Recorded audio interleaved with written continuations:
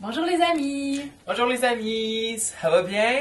On est les Dancing Legs. Voici Johnny Poutina. Voici Shiraz Deville. On est ici aujourd'hui pour vous lire l'histoire Le garçon qui voulait se déguiser en reine. Un livre par Elsa Valentin et Sandra Desmazières. Sans plus tarder...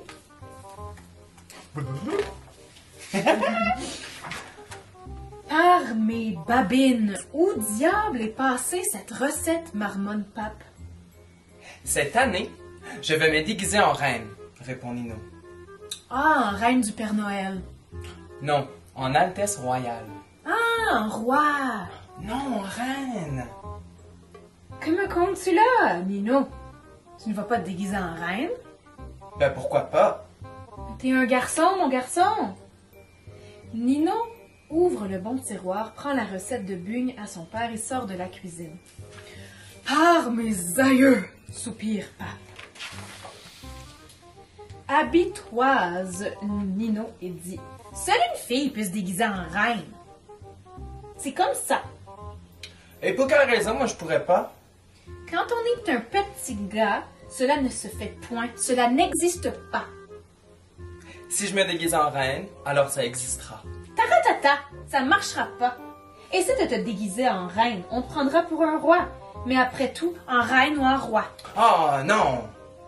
Ça sera une reine ou rien. Eh bien, tu verras ça avec maman. Et toi, mon chat, qu'en penses-tu? Miaou! Bon, je sais que t'aimes pas les carnavals, mais... Le chat s'étire, saute sur les genoux de Nino et murmure à son oreille. Miaou! Ah, quel chat avisé es-tu? Ce soir-là, maman rentre tard. Il paraît que mon petit veut se déguiser en reine. Oui, oui, en reine. Et si tu te déguisais en ange, mon petit ange? Non, en reine. Ou en lutin? Point de lutin. En fraise tagada? Pourquoi pas en chou, mon petit chou? Du tout, du tout. Aladdin, mon petit génie? Que nana? En vampire? Impossible. En fantôme? Impensable. En cowboy? No way, mom. En petit pousset? Ah, Nino s'est endormi. Maman l'embrasse et sort de la chambre à pas de loup. Le jour suivant, Nino va voir sa marraine et n'en revient qu'à la tombée de la nuit. Il y retourne plusieurs fois cette semaine-là. Ensemble, ils fouillent le grenier, puis coupent et cousent des étoffes délicates. Lundi, Nino distribue des lettres dans la maison. Il ouvre celle du chat et propose. Tu veux que je te la lise? Alors, écoute. Tu es convoqué ce soir au dessert car j'ai une déclaration à faire. Quand Pape apporte la compote de pommes, tous les museaux se tournent vers Nino. Ceci est ma déclaration d'indépendance révolutionnaire royale. Article 1.